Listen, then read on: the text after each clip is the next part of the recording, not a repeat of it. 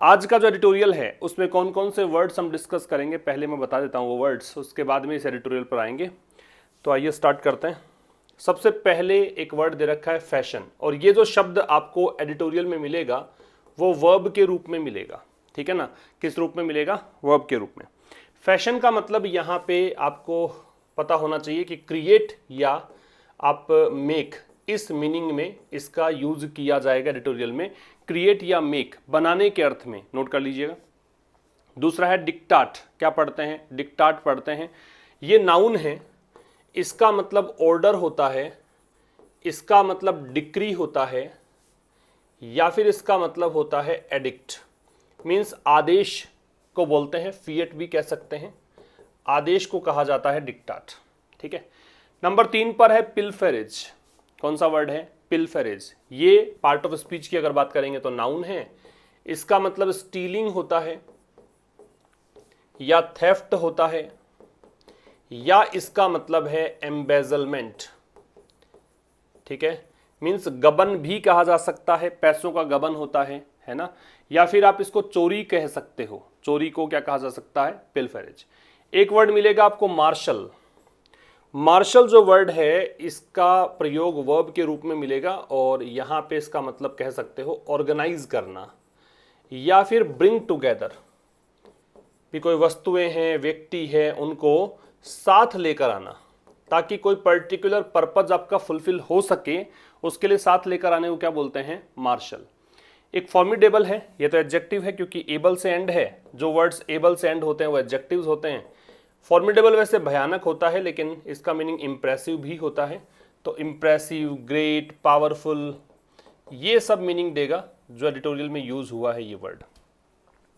एक है untapped. Untapped adjective है और इसका मतलब होता है जो कि अनएक्सप्लोर्ड हो, जिसको अभी तक एक्सप्लोर नहीं किया गया हो, जिसके बारे में ज़्यादा नहीं जाना गया हो, या अनयूज्ड हो, जिसका यूज नहीं किया गया हो। और एक वर्ड है रिडीम। रिडीम वर्ब के रूप में मिलेगा, इसका मतलब सेव या रेस्क्यू आप याद रखें, जो एडिटोरियल में इसका मीनिंग निकल कर आएगा। तो ये कुछ इंपॉर्टेंट वर्ड्स हैं, और वैसे मैंने हर स्लाइड में वर्ड जो इंपॉर्टेंट है वो लिखा है नीचे, जैसे कि यहाँ देख सकते हैं आप। कोई भी नया स्टूडेंट अगर चैनल पर वीडियो देख रहा है पहली बार, तो उसको बता दूं कि यहाँ पर आपको कुछ चीज़ें, खास चीज़ें जो आप एडिटोरियल मेरे साथ देखते हैं, यहाँ पे क्या क्या मिलता है आपको। ट्रांसलेशन हम लोग डिस्कस करते हैं, ठीक है। ट्रांसलेशन तो खैर होगा ही, हिंदी टू इंग्लिश ट्रांसलेशन। साथ में ग्रामर के कॉन्सेप्ट्स भी आपको रटने की आवश्यकता नहीं पड़ेगी अगर आप रेगुलर एडिटोरियल देख रहे हैं। आपको वोकैबुलरी भी रटने की ज़रूरत नहीं पड़ेगी, बार बार में वर्ड्स रिपीट होंगे, सब के सब याद हो जाएंगे।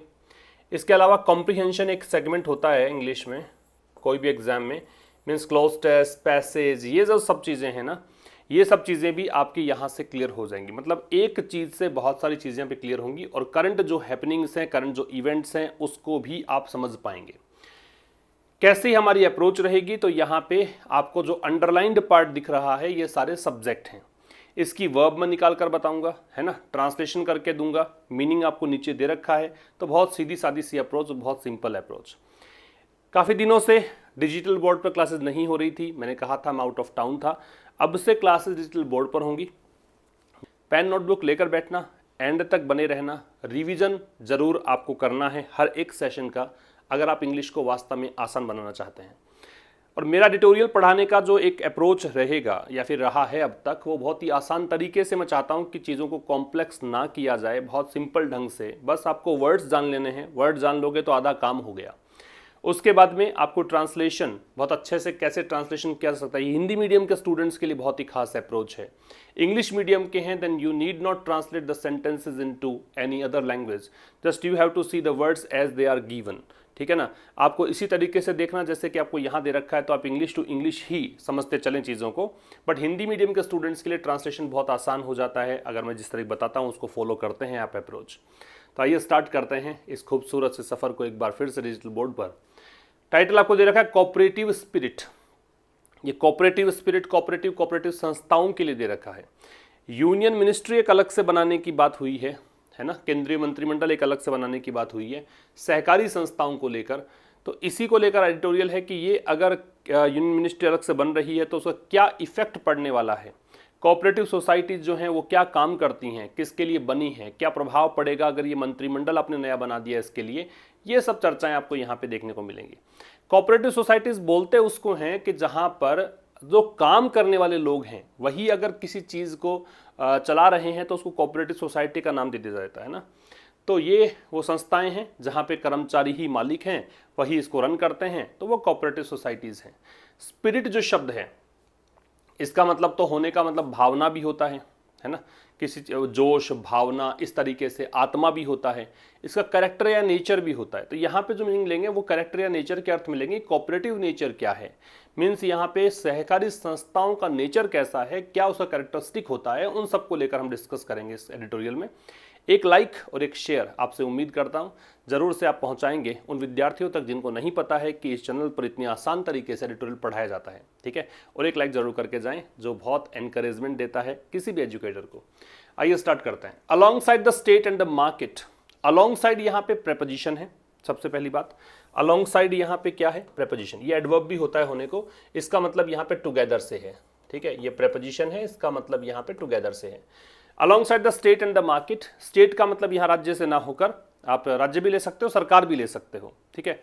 तो सरकार या राज्य और मार्केट के अतिरिक्त या उनके साथ cooperatives play a vital role. Cooperative subject है, इसकी वर्ब प्ले है, ठीक है। तो कोऑपरेटिव्स यहाँ पे कैसा रोल निभाती हैं, वाइटल रोल।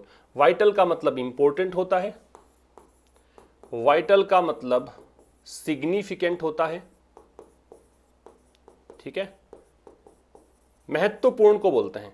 तो ये महत्वपूर्ण रोल प्ले करती हैं किस में, देश के डेवलपमेंट में, देश के विकास में, but are seldom the focus of policy planning. लेकिन लेखक कह रहा है लेकिन ये जो है अब देखो इसी की वर्ब यहाँ पे आर है, लेकिन ये कोऑपरेटिव जो है ना वो सेल्डम मतलब कभी कभार, एडवर्ब है, एडवर्ब ऑफ फ्रीक्वेंसी है। The focus of policy planning, जब योजना बनाने की बात आती है, नीति की योजना बनाने की बात आती है, पॉलिसी प्लानिंग की बात आती है, तो इस पर फोकस रहता नहीं है ना, ध्यान नहीं दिया जाता इस सेक्टर पर, ये कहना चाहता है। तो ये एक सेंटेंस यहाँ पे पूरा होता है। इस सेंटेंस में कोऑपरेटिव सब्जेक्ट है जिसकी वर्ब प्ले भी है और इसकी वर्ब आर भी है, ठीक है। तो स्टेट और मार्केट के साथ साथ कोऑपरेटिव जो हैं वो महत्वपूर्ण रोल प्ले करती हैं कंट्री के डेवलपमेंट में भी। और ये क्या है, लेकिन इसलिए आता है क्योंकि एडवर्स सिचुएशंस को डिनोट करना है, दो अलग अलग स्टेटमेंट, दो विपरीत बातों को कनेक्ट करना है, इसलिए बट का प्रयोग है, एडवर्सेटिव कंजंक्शन है। लेकिन ये पॉलिसी प्लानिंग में कभी कभार ही इस पर ध्यान दिया जाता है, इतना ध्यान देते नहीं है इस पर। The creation of a new union ministry, अब यहाँ पे बात वही है जो मैंने बताया शुरुआत में कि किसका एडिटोरियल है, किस बारे में डिस्कस करेंगे। तो ये जो क्रिएशन हुआ है, क्रिएट किया गया है किसको, एक नए केंद्रीय मंत्रिमंडल को, किस लिए, टू ओवरसी। ओवरसी का मतलब क्या है, यहाँ देखें आप, सुपरवाइज करना है, मैनेज करना है, कंट्रोल करना है, नियंत्रित करना है ना, निरीक्षण करना है, ये सब। तो यूनियन मिनिस्ट्री का जो क्रिएशन है किस लिए, ताकि कोऑपरेटिव सेक्टर जो है उसको ओवरसी कर सकें, उसको इंस्पेक्ट कर सकें, उसको मैनेज कर सकें, उसको सुपरवाइज कर सकें। तो ये जो चीज़ है ना, विल रिडीम इट, वो इसे रिडीम करेगी। रिडीम का मतलब सेव या रेस्क्यू है, बचाना है। तो वो क्या करेगी, वो इसे बचाएगी, किससे, नेग्लिजेंस से। नेग्लिजेंस क्या होता है, लापरवाही, नोट कर लीजिए, carelessness. According to the government, किसके अकॉर्डिंग है, गवर्नमेंट के अनुसार ये बात है। क्रिएशन सब्जेक्ट है, इसकी वर्ब है विल रिडीम। रिडीम का मतलब बताया था, देखो मैंने आपको यहीं पर, सेव या रेस्क्यू, है ना। तो कह रहा है कि भाई क्रिएशन जो है न्यू यूनियन मिनिस्ट्री का, केंद्रीय मंत्रिमंडल का, किस लिए बनाया गया केंद्रीय मंत्रिमंडल नया अलग से, कोऑपरेटिव सेक्टर को ओवरसी करने के लिए, इसको सुपरवाइज करने के लिए। ये क्या करेगा, इसे बचाएगा, किससे बचाएगा, नेग्लिजेंस से। तो यहाँ एक चीज़ और समझ में आनी चाहिए आपको कि बचाना जहाँ पे है, जहाँ रोकना है, इन सब के लिए मीनिंग में फ्रॉम लगता है, चाहे वो सेव हो या रोकने के अर्थ में स्टॉप हो, या फिर आप प्रिवेंट ले लीजिए, है ना, या बचाने के सेंस में आप प्रोटेक्ट, रक्षा करने के सेंस ले लो, तो ये सब फ्रॉम लगता है, किस से बचाओगे, किस को रोकोगे, किस चीज़ को करने से रोकोगे, है ना। नेग्लिजेंस केयरलेसनेस है, और according to the government, government के अनुसार। आगे देखिए, critics fear that this ministry is proposed to concentrate even more powers in the hands of the centre. Critics fear, critics आलोचकों को बोलते हैं। तो आलोचक जो हैं भी हर चीज़ की आलोचना करने वाले लोग हैं। मैं डिजिटल बोर्ड पर नहीं था, सर समझ में नहीं आ रहा, एडिटोरियल पढ़ाने वाला तो मैं ही था, लेकिन नहीं समझ में आ रहा था काफ़ी सारे स्टूडेंट्स को, तो वो क्रिटिक्स हर जगह आपको मिल जाएंगे। क्रिटिक्स जो हैं उनका डर है, क्रिटिक्स की वर्ब फियर। क्या कि ये जो मिनिस्ट्री है कौन सी, ये जिसके लिए बनी है कोऑपरेटिव सोसाइटीज के लिए, ये मिनिस्ट्री परपोज्ड है, मतलब इसका उद्देश्य क्या है, क्या इसका मतलब क्या कहें, परपोज्ड का मतलब क्या होता है भी आप किसी चीज पर प्रस्ताव रखते हो, है ना।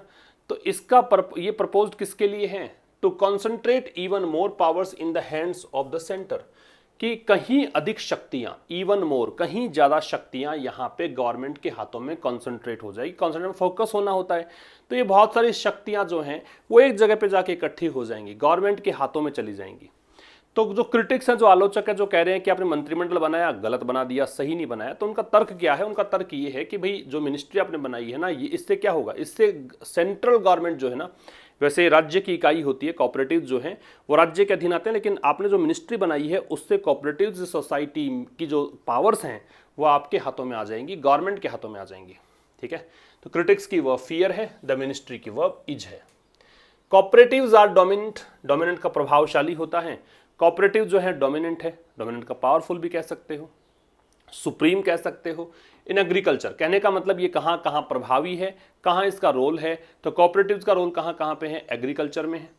क्रेडिट लोन देने के रूप में, क्रेडिट का मतलब लोन देना है, मार्केटिंग में इसका यूज होता है, but not limited to those, लेकिन केवल इन्हीं के लिए नहीं है, और भी कुछ काम करती हैं कोऑपरेटिव सोसाइटीज। ठीक है, कोऑपरेटिव्स का मुख्य रोल कहां पर है, इन क्षेत्रों में, लेकिन ये लिमिटेड नहीं है यहां तक, और भी काम करती हैं। अच्छा जी, यहां पे आप देखिए, समझना है आपको कि ये जो लिमिटेड टू है, इस लिमिटेड टू की जगह पे काफी बार आपको ध्यान होना चाहिए कन्फाइंड टू भी मिल सकता है आपको।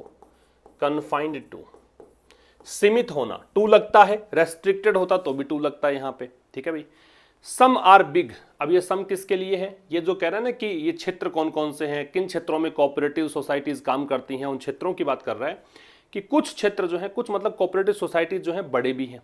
ठीक है, ये सम यहाँ प्रोनाउन बन रहा है। अब आप बोलोगे सर सम तो डिटर्मिनर होता है, बिल्कुल परफेक्ट, लेकिन अगर सम के बाद में नाउन नहीं होता है तो ये क्या हो जाएगा, प्रोनाउन। अगर नाउन दे रखा होता आगे तो ये फिर एडजेक्टिव्स तो है ही, मतलब ये डिटर्मिनर कैटेगरी में आता ही है।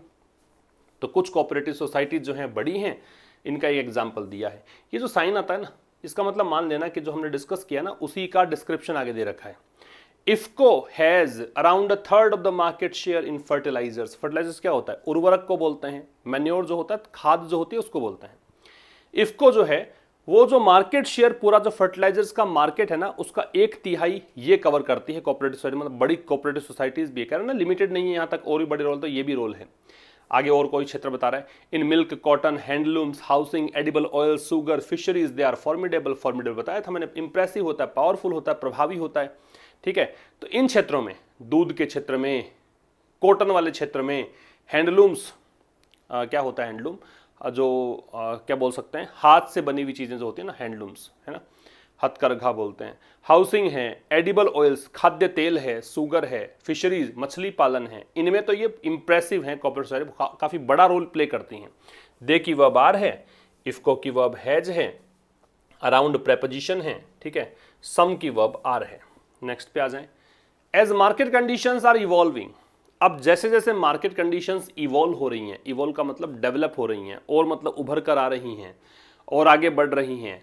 Cooperatives are in states such as Kerala, such as का प्रयोग हमेशा याद रखें एग्जाम्पल देने के लिए करते हैं, है ना, जब भी एग्जाम्पल डिनोट करना हो वहां पे सच एज का प्रयोग किया जाता है। तो as market conditions are evolving, तो जैसे जैसे मार्केट कंडीशंस जो हैं बढ़ रही हैं आगे की ओर, कोऑपरेटिव जो हैं स्टेट्स में, जैसे कि केरला में, तो इन कोऑपरेटिव्स का have got into complex operations, मतलब ये अब चली गई हैं कुछ और डिफिकल्ट काम करने लग गई हैं। कॉम्प्लेक्स का जटिल होता है, डिफिकल्ट होता है, ऑपरेशंस का मतलब काम है, तो ये और भी डिफिकल्ट काम करने लग गई हैं, है ना। जो पीछे स्लाइड में डिस्कस किया वो तो इसके एक्शंस हैं ही, लेकिन इसके अलावा ये भी काम करने लग गई हैं। देखो, मार्केट कंडीशंस वर्ब है, आर वर्ब है ना, ये सब्जेक्ट, ये वर्ब, कोऑपरेटिव सब्जेक्ट है, इसकी वर्ब हैव गॉट है। अच्छा, गेट गॉट गॉट, आजकल गेट गॉट गॉट ही यूज किया जाता है, वैसे गॉटन यूज करोगे तो वो एक पास्ट पार्टिसिपल जो यूज होता है, वर्ब को थर्ड फॉर्म में लिखकर एडजेक्टिव बनाते हैं, उस तरह से यूज कर सकते हो। तो मार्केट कंडीशंस जैसे जैसे इवॉल्व हो रही है, तो कोऑपरेटिव जो हैं कुछ स्टेट्स में, जैसे कि केरला में, कॉम्प्लेक्स ऑपरेशंस में उतर आई है। वो ऑपरेशन कौन सा है, तो कॉलन, इस साइन को क्या बोलते हैं, कॉलन, इसको बता रहा है कि कौन से काम बता रहा है, कौन से कॉम्प्लेक्स ऑपरेशंस हैं। आईटी पार्क्स को रन कर रही हैं, ठीक है, मेडिकल कॉलेज को रन कर रही हैं, तो ये कुछ डिफिकल्ट काम भी करने लग गई हैं कोऑपरेटिव्स। मोर एवेन्यूज, एवेन्यूज का मतलब होता है स्पेयर, इसका मतलब होता है एरिया, ठीक है। मोर एवेन्यूज फॉर एक्सपेंशन, एक्सपेंशन का मतलब होता है विस्तार, ठीक है, एक्सपेंड होना।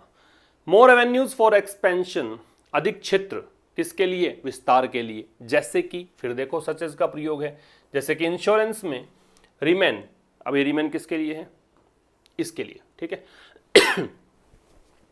तो और क्षेत्रों में विस्तार भी कर रही हैं, जैसे कि इंश्योरेंस हो गया, है ना, ये तो एग्जाम्पल हो गया।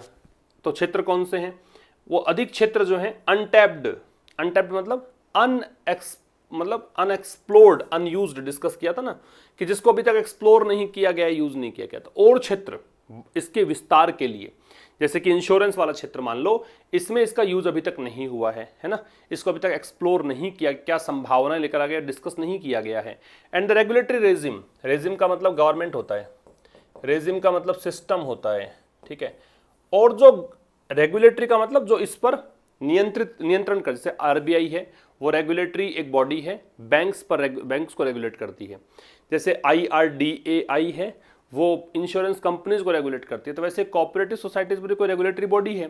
रेगुलेटरी बॉडी को क्या करना चाहिए, मस्ट इवॉल्व इन स्टेप, मतलब यहाँ पे इवॉल्व करना चाहिए, स्टेप मतलब आगे बढ़ना चाहिए इस क्षेत्र में, किसमें, इंश्योरेंस जैसे क्षेत्रों में अधिक क्षेत्र जो है ना, मतलब और विस्तार करना चाहिए रेगुलेटरी बॉडी को, इसके लिए इवॉल्व करना चाहिए, डेवलप होना चाहिए, आगे बढ़ना चाहिए, ठीक है।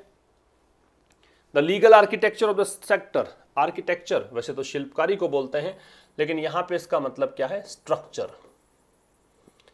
तो जो लीगल स्ट्रक्चर है ऑफ द सेक्टर, इस सेक्टर का, सेक्टर के पहले दे लग रहा है, इसका मतलब ये डेफिनेट है ना। ये सेक्टर कौन सा है, कोऑपरेटिव सोसाइटीज वाला।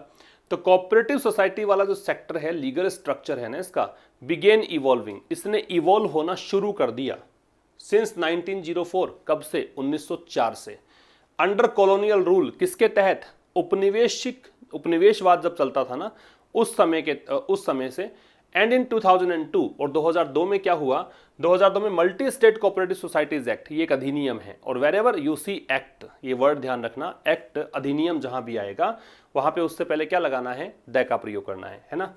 तो ये मल्टी स्टेट कोऑपरेटिव सोसाइटीज जो एक्ट है ना, इसको पास कर दिया गया, टेकिंग इनटू अकाउंट, ये विचार करते हुए, है ना। टेक इनटू अकाउंट एक फ्रेज है, इसका मतलब होता है कंसीडरिंग। तो इसको देखते हुए, इस पर विचार करते हुए, किस पर विचार करते हुए, द चैलेंजेस, चुनौतियों पर, चैलेंजेस पर, चैलेंजेस कौन से, arising out of, arise out of का मतलब क्या होता है, इमर्ज होना, जो निकल कर आए हैं, किससे, लिबरलाइजेशन, उदारीकरण बोलते हैं। वैसे समझो इस कॉन्सेप्ट को, क्योंकि इस वर्ड को बता दिया मैंने उदारीकरण, तो क्या समझ में आएगा आपको।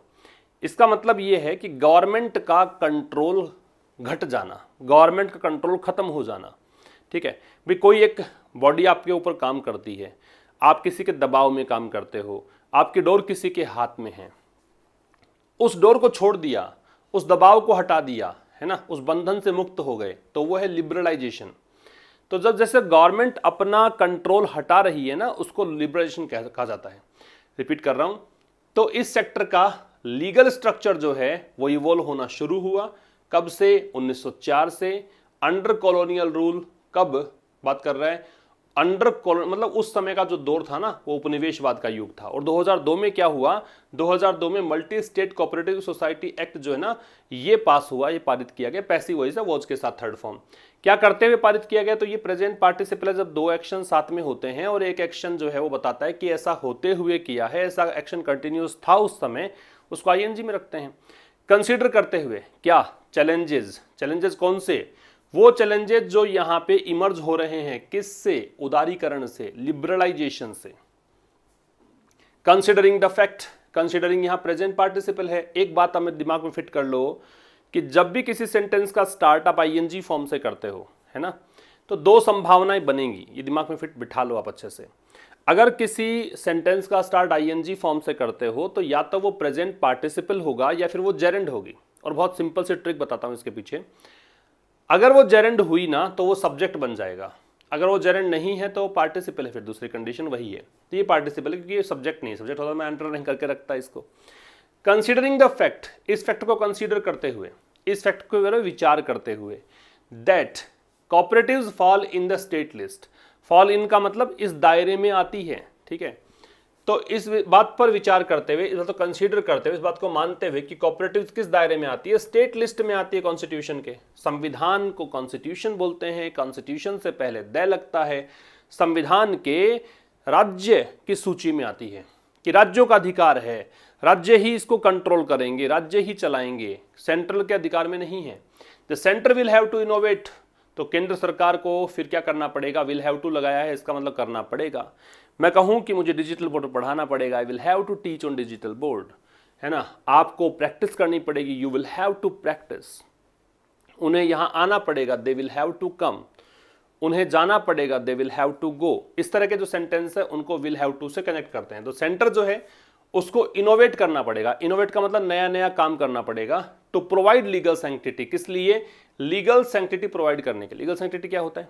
लीगल सैंक्टिटी एक प्रकार से लीगल कॉन्ट्रैक्ट होता है कि उस कॉन्ट्रैक्ट में अगर आप आ गए तो आपको जो उसके रूल्स हैं, जो नियम है, वो सब मानने पड़ेंगे, वो लीगल सैंक्टिटी है। तो लीगल सैंक्टिटी प्रोवाइड करने के लिए फॉर द न्यू मिनिस्ट्री, नए मिनिस्ट्री के। कहने का मतलब समझे आप? इसकी कहानी ये है कि कॉन्स्टिट्यूशन में ये बताया गया था कि कोऑपरेटिव्स पर अधिकार किसका है? स्टेट्स का है, केंद्र सरकार को लेना देना नहीं है। अब यहाँ बना दी इसने मिनिस्ट्री, और क्रिटिक्स कह ही रहे थे कि भी मिनिस्ट्री बनाई है आपने, तो ये मिनिस्ट्री जो है इससे क्या होगा कि आप जो गवर्नमेंट है, सेंट्रल गवर्नमेंट है, उसका पावर बढ़ जाएगा इस क्षेत्र को लेकर। तो यहाँ केंद्र सरकार को नया काम करना पड़ेगा लीगल सैंक्टिटी प्रोवाइड करने के लिए नई मिनिस्ट्री को, ये बताने के लिए कि भाई नई मिनिस्ट्री जो है बिल्कुल वैलिड है, इसके लिए कुछ नया करना पड़ेगा, क्योंकि ये संविधान के अंदर तो ऐसा कोई उल्लेख ही नहीं है, ठीक है। तो यहाँ कोऑपरेटिव सब्जेक्ट है तो फॉल वर्ब है, सेंटर सब्जेक्ट है तो विल हैव वर्ब है। आगे देखो, a separate ministry can marshal. Marshal क्या होता है? ऑर्गेनाइज करना, ब्रिंग टुगेदर, ये सब मार्शल। तो जो सेपरेट मिनिस्ट्री है, अलग सी जो मिनिस्ट्री है, वो क्या कर सकती है? वो ऑर्गेनाइज कर सकती है किसको? डिफ्यूज्ड कैपेसिटी को। डिफ्यूज्ड का मतलब जो इल ऑर्गेनाइज्ड है, स्कैटर्ड है, जो फैली हुई है, जो बिखरी हुई है। क्षमता तो है ही, क्योंकि देखो मिल्क सेक्टर में काम करती है, कॉटन के सेक्टर में काम करती है, क्रेडिट वाले सेक्टर में काम करती है, फिशरीज में काम करती है, एडिबल ऑयल्स में काम करती है, फर्टिलाइजर्स का काम करती है। तो ये जो क्षेत्र का काम था ना, ये डिफ्यूज्ड कैपेसिटी है। कैपेसिटी मतलब क्षमता। क्षमता कैसी? डिफ्यूज्ड। एडजेक्टिव बन गया, लेकिन ध्यान रखें डिफ्यूज भी एडजेक्टिव है। अगर मैं इसमें डिफ्यूज्ड ना करके डिफ्यूज भी लिख देता, डी नहीं लगाता, तो भी काम चल जाता है, एडजेक्टिव ही होता वो भी। डिफ्यूज वर्ब भी होती है, डिफ्यूज एडजेक्टिव भी होता है। तो एक अलग सा जो मंत्रालय है, अलग मंत्रालय जो है वो क्या कर सकता है? वो ऑर्गेनाइज कर सकता है किसको? इस सेक्टर की कैसी क्षमता को? जो इल ऑर्गेनाइज क्षमता है, जो फिलहाल सही तरीके से ऑर्गेनाइज नहीं की गई है, उस क्षमता को ये मार्शल कर सकता है। हाउएवर, हालांकि, मतलब ये एक ऊपर वाला स्टेटमेंट था, उससे विपरीत बातें बताई है, ठीक है। दैट सेड, दैट सेड एक फ्रेज है, इसका प्रयोग हम तभी करते हैं जब जो आपने पहले कहा उसका बिल्कुल ऑपोजिट कहना चाहते हैं, ठीक है। Whatever you have said and now you are going into the opposite direction, there you have to use that said as a phrase. तो that said का मतलब क्या हो गया कि भाई अब जो कहा उससे बिल्कुल विपरीत। देखो, this move will turn disastrous। भाई ठीक है, यहाँ पे सेपरेट मिनिस्ट्री ये कर सकती है, ये पॉजिटिव एस्पेक्ट बता दिया इसका। इसका नेगेटिव क्या पहलू है कि भाई ये जो कदम है ना न्यू मिनिस्ट्री बनाने का, सेपरेट मिनिस्ट्री बनाने का, ये क्या कर सकता है? Will turn disastrous. ये होगा, कैसा साबित होगा? डिजास्ट्रस। डिजास्ट्रस एडजेक्टिव है, क्योंकि OUS एंडिंग वर्ड्स होते हैं वो क्या होते हैं? एडजेक्टिव्स होते हैं। तो ये डिजास्ट्रस साबित होगा। डिजास्ट्रस का मतलब क्या हो गया? मतलब विनाशकारी साबित होगा। If the attempt is to appropriate, कब? यदि प्रयास ऐसा है कि आप चाहते हो एप्रोप्रिएट करना। एप्रोप्रिएट का वैसे तो होता है उपयुक्त, है ना, और ये एप्रोप्रिएट यहाँ पे वर्ब है, टू के साथ लगा रखा है। तो इस एप्रोप्रिएट का मतलब क्या है? इस एप्रोप्रिएट का मतलब है सीज करना, ठीक है। या फिर आप कह सकते हो टेक, लेना, प्राप्त करना, गेट, ये सब, ठीक। The political capital, political capital, capital तो पूंजी होता है, पॉलिटिकल कैपिटल राजनीतिक पूंजी हो गया। राजनीतिक पूंजी क्या होती है कि नेता अगर अपनी छवि अच्छी बना ले जनता की नजरों में, वो है पॉलिटिकल कैपिटल, ठीक है। तो कह रहा है कि भाई इसके विपरीत जो पहले कहा, ये जो मूव है ये डिजास्ट्रस होगा। कब होगा डिजास्ट्रस? यदि प्रयास आप ऐसा करते हो कि राजनीतिक छवि बनाना चाहते हो, अपना राजनीतिक प्रतिष्ठा बढ़ाना चाहते हो, इसलिए ऐसा कर रहे हो, है ना। तो इसलिए कर रहे हो तो ये मतलब एक डिजास्ट्रस स्टेप होगा विच इज सिग्निफिकेंट। और ये जो है पॉलिटिकल कैपिटल वाली बात है, इसके लिए भी चाह रहा है, ये तो बड़ी महत्वपूर्ण बात है, क्योंकि अगर कोई भी पार्टी कोई नया काम करती है, कोई सरकार कुछ कर रही है, तो डेफिनेटली वो तो ये तो चाहेगी ना कि उसकी प्रतिष्ठा उससे बढ़े, उसका नाम चर्चा में आए, कहे कि हाँ तुमने अच्छा काम किया है, ये सब है, ठीक है। Cooperatives are not meant to operate by the market logic of maximizing profits but to share the benefits to all stakeholders equitably। equitable क्या होता है? equitable बता रहा हूँ, ये equitable भी एडवर्ब है। वैसे equitable का मतलब फेयर होता है, जस्ट होता है ना, अनबायस्ड होता है, बिल्कुल समान, है ना, बिल्कुल निष्पक्ष तरीके से उसको बोलते हैं। कॉपरेटिव्स आर नॉट मेंट, ये मेंट जो आ रहा है ना, आर नॉट मेंट या आर मेंट, इसका मतलब अगर होता कॉपरेटिव्स आर मेंट, इसका मतलब इसका उद्देश्य ये है, ये इसके लिए बनाई गई हैं। आर नॉट मेंट मतलब इसके लिए नहीं बनाई गई हैं। तो cooperatives are not meant to operate by the market logic of maximising, तो कॉपरेटिव्स का उद्देश्य ये नहीं है, सहकारी संस्था इसलिए नहीं बनाई जाती हैं कि ये संचालित हों मार्केट लॉजिक से। मार्केट लॉजिक क्या कहता है? मार्केट लॉजिक मतलब बाजार का तर्क क्या है, बाजार किस आधार पर काम करता है, मैक्सिमाइजिंग प्रॉफिट्स, कि लाभ सर्वाधिक हो, बाजार इसी कॉन्सेप्ट पे काम करता है। लेकिन इसका कॉन्सेप्ट ये नहीं है but to share the benefits, बल्कि इसका कॉन्सेप्ट क्या है? इसका कॉन्सेप्ट है बेनिफिट्स को शेयर करना, जो भी लाभ हो उसको शेयर कर दो, बांट दो, किसमें? All stakeholders. Stakeholder जहां पे है इसका मतलब शेयर धारक मान लो, जिसका जिसमें इंटरेस्ट है। जैसे मैं अभी ये पढ़ा रहा हूं ना, इसमें मेरा भी इंटरेस्ट है, आप लोगों का भी इंटरेस्ट है, हम सब जुड़े हुए हैं इस चीज को लेकर, तो ये हम स्टेक होल्डर्स हैं, ठीक है। तो स्टेक होल्डर्स को इक्विटेबल तरीके से, बिल्कुल निष्पक्ष तरीके से, बराबर तरीके से बांट देना चीजों को, ये इसका उद्देश्य है। इसका उद्देश्य प्रॉफिट कमाना नहीं होता है। दो not uniform across India, uniform का मतलब समान, यूनिफॉर्म का मतलब सेम, ठीक है, सेम कह सकते हो, सिमिलर कह सकते हो। तो क्या कह रहा है? यद्यपि पूरे भारत में ये एक जैसा नहीं है, ठीक है, यूनिफॉर्म नहीं है। Cooperatives have made significant contributions, अब दो से आ गया तो यहां कॉमा लगा दिया। अगर दो या ऑल्दो आप लगा देते हो ना सेंटेंस के स्टार्ट में, या बीच में दो आ जाता है, ऑल्दो तो बीच में नहीं आता, खैर, तो आप कंजंक्शन क्या लगाते हो? या तो यट लगाते हो, या स्टिल लगाते हो, या कॉमा लगाते हो। देखो तीन ऑप्शंस हैं, या तो यट लगा दीजिए, या स्टिल लगा दीजिए, या कॉमा लगा दीजिए। तो यद्यपि पूरे भारत में ये यूनिफॉर्म नहीं है, cooperatives have made significant contributions, जो कॉपरेटिव्स हैं, जो सहकारी संस्थाएं हैं, उन्होंने बहुत बड़ा योगदान दिया है इन पॉवर्टी एलिविएशन, किस में? गरीबी के कम करने में। एलिविएशन क्या होता है? कम करना। भी एलिविएट वर्ड होता है, इससे बना है ये तो नाउन है, एलिविएट वर्ब है। इसका मतलब लेसन, इसका मतलब मिटिगेट, इसका मतलब रिड्यूस, ये सब इसके मतलब होते हैं, ठीक है। तो यद्यपि पूरे भारत में यूनिफॉर्म नहीं है, फिर भी कॉपरेटिव जो हैं उन्होंने बहुत बड़ा योगदान दिया है। सिग्निफिकेंट का महत्वपूर्ण भी होता है, सिग्निफिकेंट का बड़ा भी होता है, तो ये कंसिडरेबल के अर्थ में है, इसने बहुत बड़ा योगदान दिया है। किसमें? गरीबी को कम करने में, खाद्य सुरक्षा में, मैनेजमेंट ऑफ नेचुरल रिसोर्सेज, प्राकृतिक संसाधनों की व्यवस्था में, एंड द एनवायरमेंट, और पर्यावरण में, इन सब में योगदान दिया है इसने। True, the sector has become an instrument of patronage and pilferage. Patronage nepotism को बोलते हैं, बायस को बोलते हैं, भाई भतीजावाद होता है, पक्षपात होता है, आप अनड्यू फेवर दिखाते हो अपने रिश्तेदारों के लिए, उसे पैट्रोनेज, संरक्षणवाद कह सकते हो। तो ये सच है कि जो सेक्टर है, फिर से ये सेक्टर के पहले दय है, क्योंकि because we are talking about cooperative sector, तो ये जो सेक्टर है ये एक हथियार बन चुका है, एक इंस्ट्रूमेंट बन चुका है, किसका? पैट्रोनेज और पिल्फरेज का, मतलब संरक्षणवाद और चोरी का, गबन करने का, मतलब पैसा इधर से उधर कर सकते हो, चोरी कर सकते हो, और यहां पे अपने रिश्तेदारों को लगा सकते हो, भाई भतीजावाद फैला सकते हो, इसका ही बन चुका है। Mismanagement and corruption destroyed the sector in some states. लेखक कह रहा है कि जो मिसमैनेजमेंट है और करप्शन है, इसने क्या कर दिया है? कुछ राज्यों में इस सेक्टर को खत्म कर दिया है, डिस्ट्रॉय कर दिया है, नष्ट कर दिया है। मिसमैनेजमेंट एंड करप्शन दोनों नाउन है, एंड कंजंक्शन है, इन दोनों सब्जेक्ट को मानते हुए ये वर्ब डिस्ट्रॉयड है, ठीक है। तो जो गलत, इसकी मतलब मिसमैनेजमेंट है, सही तरीके से व्यवस्थित नहीं रखते इस सेक्टर को, और भ्रष्टाचार है, इन दोनों चीजों ने कुछ राज्यों में इस सेक्टर को डिस्ट्रॉय कर दिया।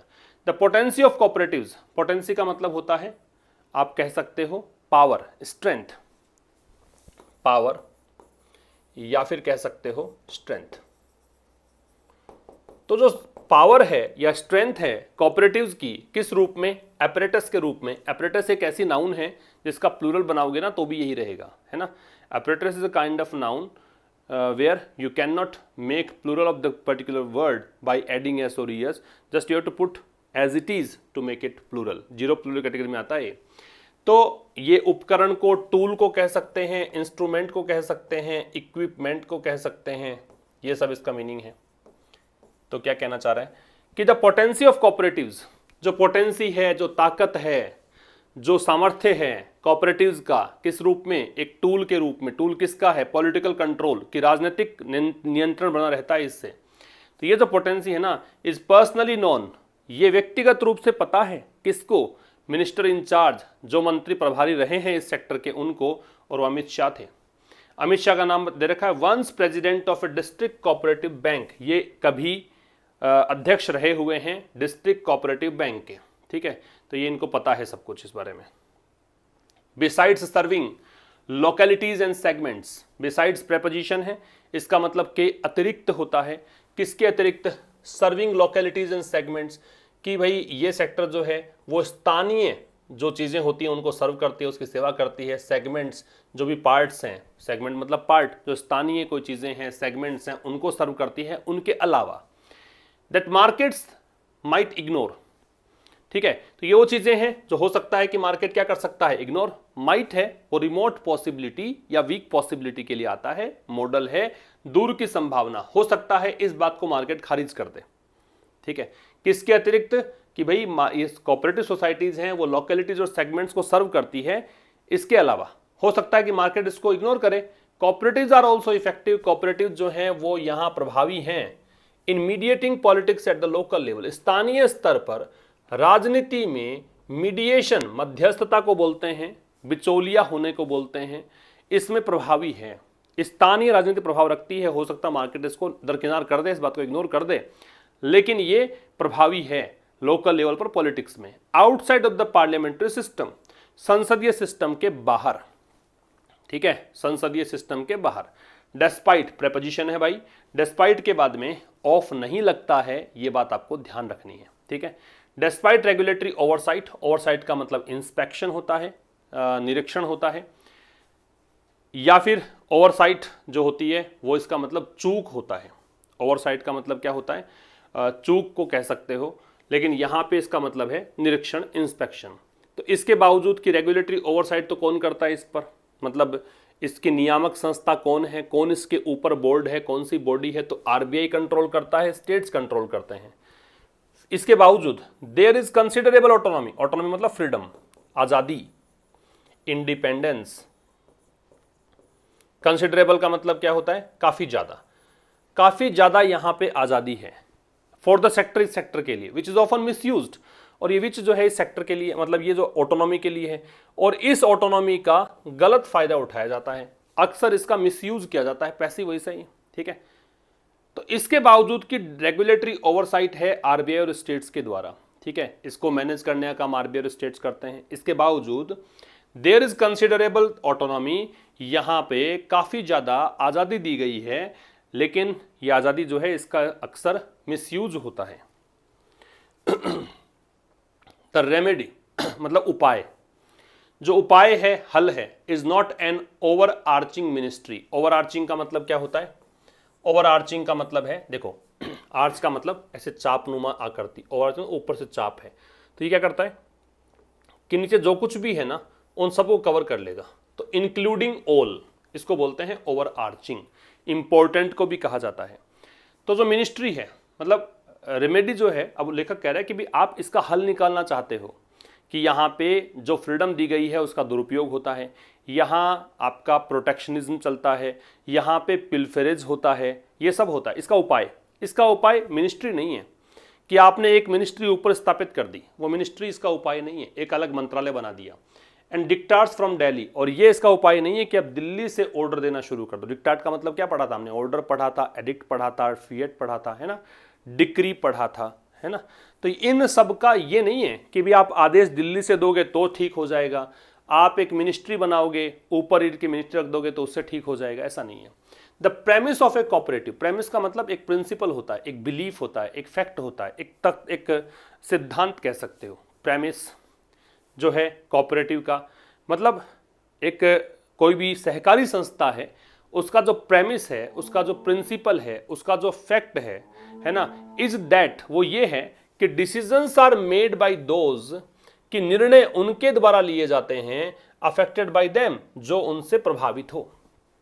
बात समझ में आ रही है कि प्रेमिस ऑफ ए कोऑपरेटिव, सहकारी संस्था किस सिस्टम पे काम करती है, वो ये है कि डिसीजंस उनके द्वारा लिए जाते हैं, प्रभावित हो, मतलब निर्णय से प्रभावित होने वाला। मैंने कहा था सहकारी संस्था किसको बोलते हैं, जिसमें काम करने वाले ही चलाते हैं उसको, तो डिसीजन भी वही लेंगे, ठीक है। The case for transparency and efficiency in the sector is strong, जो ये जो स्थिति है ना पारदर्शिता वाली और एफिशिएंसी मतलब कुशलता वाली इस कोऑपरेटिव सेक्टर में, ये काफ़ी स्ट्रांग है ये केस, ठीक है।